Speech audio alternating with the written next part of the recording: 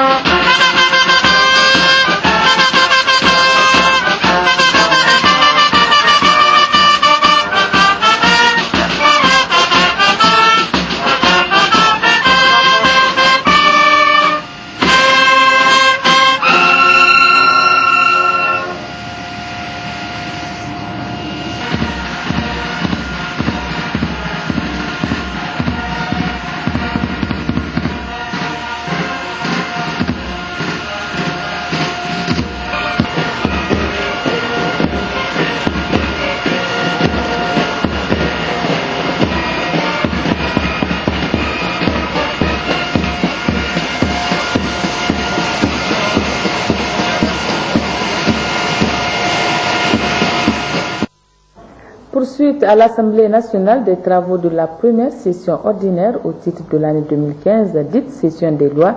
La plénière de ce matin a examiné et adopté un seul projet de loi relatif à la prorogation de l'état d'urgence dans la région de Difa. C'est le président de la dite institution qui a présidé les travaux. Compte rendu Khadijatou Hassan et Bachir Harouna. Au regard de la situation qui prévaut dans la région de Difa et dans le souci de permettre aux autorités et aux forces de défense et de sécurité FDS de poursuivre l'œuvre de sécurisation des personnes et des biens, la Commission de la Défense et de la Sécurité recommande vivement à la plénière l'adoption du projet de loi portant prorogation de l'état d'urgence dans la région de Difa pour une durée de 3 mois allant du 28 mai au 25 août 2015. Et pour accompagner l'État dans la lutte contre cette secte terroriste qui paralyse les activités socio-économiques de la région de Difa, notre Parlement, qui a toujours soutenu l'exécutif dans ses nobles missions, a voté à l'unanimité cette loi avec 88 voix pour, 0 contre et 0 abstention. Mais auparavant, quelques préoccupations ont été soulevées par les députés, tant sur l'évaluation de la situation de l'état d'urgence que sur la situation des déplacés de l'île de Karamga. Des préoccupations auxquelles le commissaire du gouvernement a tenu à apporter des éclaircissements. Depuis l'état d'urgence, nous avons interpellé 841 personnes. 695 ont été déférés, 52 ont été libérés et 643 ont été inculpés. Donc voilà la situation des chiffres des gens qui ont été arrêtés, etc. Quand on dit qu'on a démantelé les réseaux durement, ce n'est pas une vue de l'esprit. Quand il y a eu l'état d'urgence, ça a été annoncé, proclamé à 20h30, là, à minuit déjà, la police a investi, la police et les différentes forces de la ville de Difa. Ce que nous risquions, si nous n'avions pas pris l'état d'urgence et si nous n'avions pas agi rapidement après l'attaque de Bosso et d'Ouchi de Difa, c'est un soulèvement à l'intérieur même de Difa. Vous savez ce qui s'est passé à Gao. Gao n'a pas été prise de l'extérieur, Gao a été prise de l'intérieur.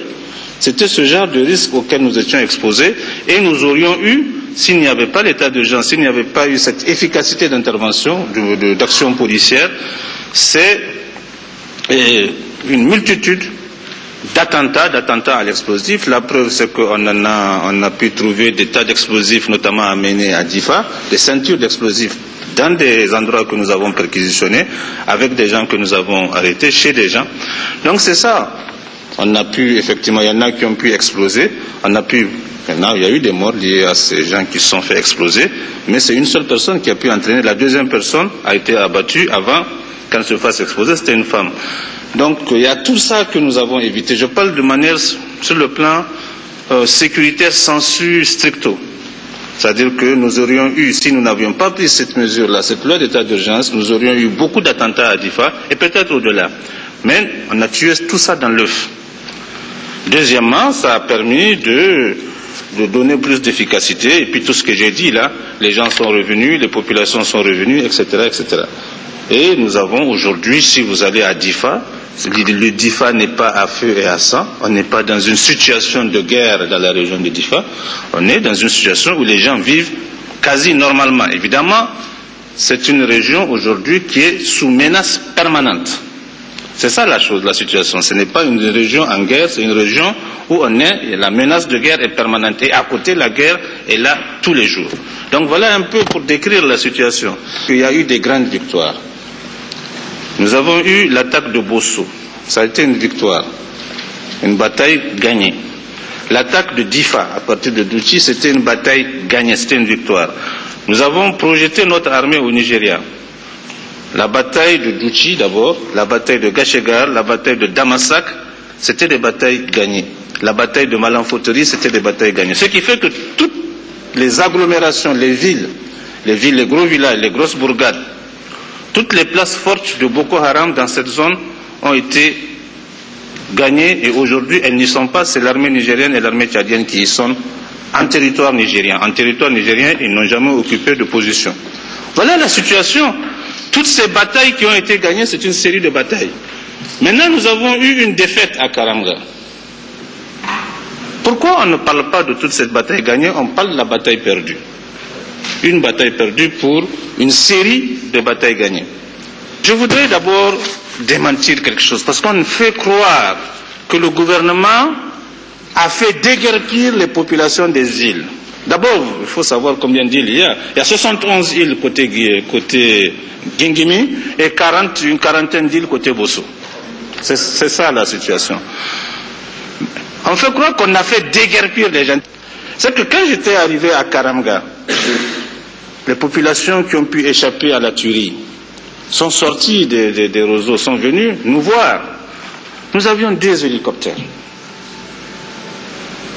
Et ils nous disent, il faut partir avec nous, sinon ils vont nous tuer. Ils étaient là, nous n'avions pas de place. C'est terrible d'être confronté à une demande que tu ne peux pas satisfaire, une demande vitale. La personne dit que si vous quittez me laisser, nous allons mourir. Voilà la situation. Et depuis, les dispositions ont été prises. Je dirais la conclusion, c'est qu'aujourd'hui, la situation est totalement gérée. Le ministre de l'Intérieur, de la Sécurité publique et commissaire du gouvernement a tout de même salué l'acte patriotique de ses députés après le vote de ce projet de loi. Je n'ai vraiment rien à ajouter par rapport à l'intervention que j'ai faite tout à l'heure pour répondre aux préoccupations des députés. Je voudrais juste remercier chacune et chacun d'entre vous pour ce vote unanime par rapport à des enjeux qui sont des enjeux importants pour notre pays. C'est ainsi que le président de l'Assemblée nationale, Amadou Salif, a levé la séance et les travaux de la prochaine plénière reprennent le jeudi 28 mai 2015 à 9h30. Vous suivrez l'intégralité de ce document en partie magazine de ce journal. Toujours à l'Assemblée nationale, les députés ont examiné et adopté hier le projet de loi portant première rectification de la loi numéro 2014-113 du 4 décembre 2014 portant loi des finances pour l'année budgétaire 2015. La loi a été votée avec 77 voix pour, 0 voix contre et 0 abstention. Résumé, Moudachirou Oumar Jamila et Mahmoud Adam. La loi numéro 2014-73 du 4 décembre 2014 portant loi des finances pour l'année budgétaire 2015 a connu sa première rectification. Cette rectification fait suite à une proposition du gouvernement compte tenu des nouveaux facteurs induisant des dépenses imprévues. Il s'agit entre autres du contexte sécuritaire né de la guerre contre le terrorisme, notamment Boko Haram et les activités sur les sites aurifères, les difficultés enregistrées dans les secteurs miniers, pétroliers, de la prise en compte d'une campagne agricole déficitaire et de l'organisation des élections générales. La loi rectificative du budget 2015, après discussion générale et examen des différents articles, a été votée avec 77 voix pour, 22 voix contre et 0 abstention. Ainsi, de 1707,14 milliards de francs CFA, le budget 2015 passe à 1732,47 milliards de francs CFA. La loi des finances, c'est un budget, et un budget, il est toujours prévisionnel. Donc, c'est pourquoi les dispositions de la loi organique portant loi des finances autorisent le gouvernement, à chaque fois que de besoin, de revenir à l'Assemblée avec la loi des finances initiale en vue de sa rectification. Parce que pendant l'exécution du budget, il y a des ressources nouvelles que le gouvernement obtient. Il y a aussi des dépenses nouvelles, n'est-ce pas, qui se créent. Et le gouvernement donc est obligé de revenir à l'Assemblée pour demander aux députés d'intégrer les ressources nouvelles et de programmer les dépenses nouvelles. Le budget, il est équilibré en recettes et en dépenses à 1707 milliards. Donc, il a été fait un certain nombre de réaménagements. Il y a eu des investissements qui ont été annulés et des nouvelles dépenses qui ont été ouvertes. Le commissaire du gouvernement a remercié les députés nationaux pour ce vote ayant permis la rectification de la loi des finances pour l'année budgétaire 2015. Monsieur le Président de l'Assemblée nationale, merci honorables députés. Monsieur le Président, je voudrais simplement remercier toutes les commissions qui ont travaillé. Collectif budgétaire qui vient d'être adopté, spécialement avec mention spéciale à la Commission des finances, que je félicite également. Le budget 2015, réaménagé et rehaussé, permettra sans doute au gouvernement de prendre en compte certaines nouvelles priorités dues au contexte actuel. Ceci au plus grand bonheur du peuple nigérien. Le président de l'Assemblée nationale, Amadou Salifou, a reçu ce matin en audience une délégation du programme ECOWAS, mais aussi du programme des Nations Unies pour le développement PNUD. Cette délégation qui est venue pour le lancement du projet ECOWAS pour le compte du Niger a rendu une visite de courtoisie au président de l'Assemblée nationale. La discussion aujourd'hui, c'était donc de mettre le président de l'Assemblée nationale au courant de ce projet et de lui demander son appui et l'appui de l'Assemblée nationale pour l'atteinte des résultats de ce projet et pour le succès du renforcement de la lutte contre les armes légères et de petit calibre. Le ministre-chef du gouvernement Birji Rafini s'est entretenu ce matin avec le secrétaire général de l'OACI, l'Organisation de l'aviation civile internationale, en visite officielle dans notre pays. Le renforcement de la coopération et l'évaluation de la mise en œuvre des dispositions sécuritaires en matière de l'aviation civile étaient au centre de l'entretien. Voici sa déclaration à sa sortie d'audience. Je suis en visite officielle à l'invitation du Premier ministre pour approfondir la coopération que nous avons entre le Niger et mon organisation, qui est l'institution spécialisée des Nations Unies pour l'aviation internationale. Nous avons un partenariat avec le Niger dans deux domaines essentiels, la sécurité des vols et la sûreté, c'est-à-dire la lutte contre le terrorisme. Dans la sécurité, le Niger, que nous auditons, comme nous auditons tous les pays dans le monde, a fait des progrès substantiels. Il a gagné 7 points dans la mise en œuvre et nous espérons que d'ici la fin de l'année, il atteindra le niveau de 60% de mise en œuvre.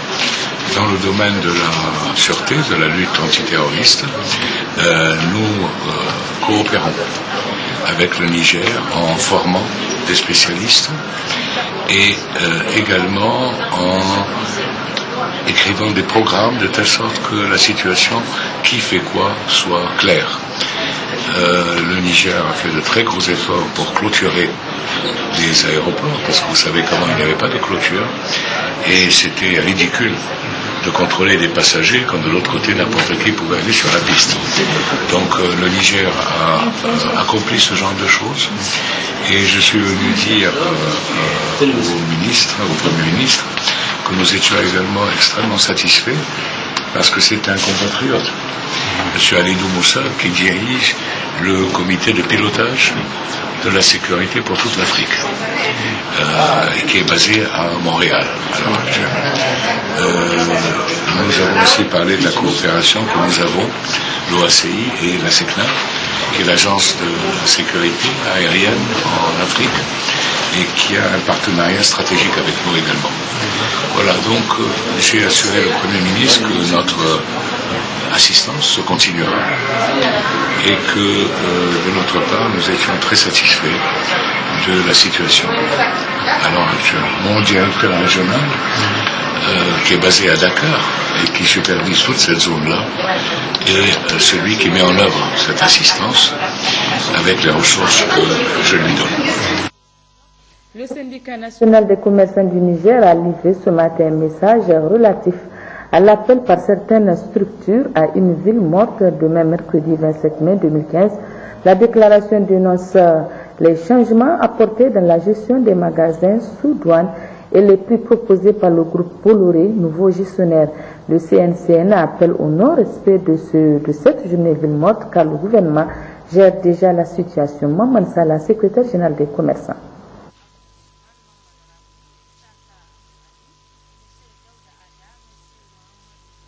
Le groupe Bolloré est venu pour aider le Niger. Nous avons donné au groupe Bolloré la concession du port sec et du chemin de fer. Aujourd'hui, il est question de transférer les magasins sous douane au groupe Bolloré par l'intermédiaire de Niger Terminal. Et certains individus mal intentionnés ont transformé ce geste en un geste politique pour essayer de détourner les opérateurs économiques pour qu'ils n'exercent pas leur activité habituelle. Les magasins sous douane sont gérés à la douane depuis 1960. Aujourd'hui, Bolloré a pris, elle a mis des moyens modernes à la disposition des opérateurs économiques et elle a voulu changer les prix. Nous avons dit non, nous sommes d'accord pour améliorer, mais nous ne sommes pas d'accord pour augmenter les prix. Et l'État a créé un comité, il y a le ministère des Finances, donc à la douane, il y a le ministère des Transports et il y a les syndicats des commerçants. Donc maintenant on nous a donné 10 jours pour essayer de réfléchir et de trouver un consensus avec tout le monde, avec le groupe Bolloré pour qu'on trouve un prix intermédiaire. Maintenant, à l'heure qu'il est, toutes les marchandises sont dédouanées dans l'ancien système. Les magasins ne sont pas transférés. L'arrêté a été pris, mais il faut, après les 10 jours là, quand on va trouver une solution sur les prix, c'est en ce moment que tout va changer. Mais à l'heure actuelle, c'est dédouané dans le système ancien. Donc, mais il y a des syndicats. Vous savez que les magasins sous douane ont été donnés par une loi depuis 2009 à la Chambre de commerce. Mais la Chambre de commerce n'a pas pu récupérer ces magasins parce que c'est des lobbies qui dirigent ces magasins. Donc, l'argent qui est récupéré, c'est un fourre-tout, c'est un pactole que les gens se partagent. Mais quand même, il faut qu'on soit moderne au Niger. Maintenant qu'on a décidé de moderniser tout, quelqu'un est venu pour nous aider, ils ont dit non, il faut que Bolloré parte. Donc Bolloré va partir avec son chemin de fer et va partir avec son port sec. Il va tout. Le port sec, même si c'est 100 ans, ça y est au Niger. Le train, ça y est au Niger. Donc c'est nous qui bénéficions. Donc il ne faut pas qu'on discute sur une affaire de prix. Nous appelons à tous les commerçants du Niger de ne pas suivre ces gens qui sont décidés à saboter ce que le gouvernement est en train de faire, les efforts qu'on est en train de faire, en installant un port sec à Dosso et à Niamey, et en installant le chemin de fer. Donc aujourd'hui, on appelle à tout le monde de ne pas faire la ville bonne, d'aller, de vaquer à leur occupation de vente et d'achat jusqu'à ce qu'on trouve un consensus dans 10 jours. Dans le même cadre, le syndicat des importateurs, exportateurs et grossistes du Niger et le syndicat national des agents de transit suspendent aussi le mot d'ordre de journée ville morte. Ils appellent par ailleurs leurs adhérents à reprendre leur travail demain mercredi 27 mai 2015. Chambiano Chebou, secrétaire général du syndicat des importateurs, exportateurs et grossistes du Niger. Déclaration du syndicat des commerçants, importateurs, exportateurs et grossistes du Niger et du syndicat national des agents de transit du Niger décide de suspendre le mot d'ordre de ville morte le mercredi 27 mai 2015 sur toute l'étendue du territoire nigérien. Suite à la demande du Premier ministre et de l'ensemble des importateurs, exportateurs et grossistes qui ont demandé d'accorder un délai de 10 jours pour trouver une solution à nos problèmes. Nous demandons à nos militants de rester vigilants pour suivre le prochain mot d'ordre. Le ministre d'État, ministre de l'Agriculture, en mission de travail de la région de Maradi, a effectué plusieurs visites de terrain. Compte rendu Adine Algalas et Maman Omar. Le ministre d'État, ministre de l'Agriculture, Médage Alambey, arrivé à Maradi dimanche, a entrepris en compagnie des autorités régionales administratives et élues, ainsi que les membres de sa délégation, des visites terrain sur des ouvrages qui, pour certains, sont terminés et pour d'autres en cours de construction au profit des populations de la région. Un des ouvrages visités par le ministre d'État Médage Alambey, c'est ce seuil d'épandage de Goumar qui dessert 10 810 habitants répartis dans 5 villages de la commune urbaine de Tibiri. L'objectif d'ici est de permettre l'épandage du cours d'eau du Goulbi en vue notamment de faciliter les infiltrations et favoriser la recharge de la nappe. C'est désormais chose faite après les travaux effectués sur ce seuil pour 44 643 354 francs CFA par le projet de mobilisation des eaux pour le renforcement de la sécurité alimentaire dans la région de Maradi, Tawa et Zender, Pemersa. Devant le ministre de l'Agriculture, ces braves paysans ainsi que leurs légitimes représentants, élus ou chefs traditionnels, ont exprimé toute la fierté qui est la leur avec les différentes spéculations en cours autour de cet ouvrage. Le ministre d'État Médage Alambey et les membres de sa délégation se sont également rendus sur le site du marché des demi-gros pour les produits frais de la commune de Djiratawa dans le département de Madronfa, en cours de réalisation par le projet d'appui à la sécurité alimentaire et au développement dans la région de Maradi, Pazadem, pour un coût global de 747 613 027 francs CFA. Le marché des migros de Djiratawa est celui de la commune de Sabomachi pour les céréales dans le département de Dakoro, en cours également de construction, toujours par le Pazadem, pour 855 704 855 francs CFA, sont des 5 pôles de développement économique de la zone d'intervention du projet. Pour le retard dans l'exécution des travaux, le ministre de l'Agriculture n'a pas manqué d'attirer l'attention des entreprises quant à l'application des textes qui régissent les contrats auxquels elles ont souscrit. Il est de même pour la piste Tchadawa-Magami, pour laquelle l'entrepreneur a demandé une rallonge du délai contractuel pour finaliser les travaux de réhabilitation. Aussi s'engage-t-il à faire le maximum pour honorer son engagement. Par contre, dans le département de Guinaromji, le ministre Alambey a procédé à la réception provisoire des travaux du tronçon Montarou-Zouarami-Kankare, long de 20 km pour environ 252 millions de francs CFA. Par ces actions, le Pazadem traduit l'engagement des autorités de la 7e République à la mise en œuvre du plan de développement économique et social PDS et au plan d'accélération de l'initiative 3R qui vise la promotion de la sécurité alimentaire et d'un développement agricole durable par l'accroissement et la diversification des productions agro-silvopastorales et halieutiques et l'approvisionnement régulier des marchés en produits agroalimentaires. Le ministre de l'Agriculture s'est félicité de la pleine implication des populations bénéficiaires à toutes les phases de conception et d'exécution de ces infrastructures, ainsi que la mise en œuvre de comités villageois d'entretien qui sont en train d'être formés et équipés afin d'assurer la maintenance des investissements ainsi réalisés. Le secrétaire général du gouvernorat de la région de Maradi, Yahya Godi, a lui rappelé tous les appuis du FIDA dont a bénéficié le Niger depuis 40 ans et a remercié le PASADEM pour toutes les réalisations faites au profit de la région de Maradi. Quant au premier vice-président du conseil régional, Siraj Mohamed Moussa, il a, au nom des populations de la région, remercié le PASADEM et à travers ce projet, le FIDA, pour son combat pour la résilience des populations. Populations qui, à travers le chef de canton de Saï-Saboua, ont aussi exprimé leur gratitude au projet. Le chef de canton a mis à profit cet instant pour demander aux populations de multiplier les prières afin que Dieu descende sa miséricorde sur notre pays. Il faut noter enfin que le directeur du PASADEM, Guéro Cheibou, a demandé aux populations bénéficiaires de s'approprier ces ouvrages réalisés à grands faits pour leur intérêt.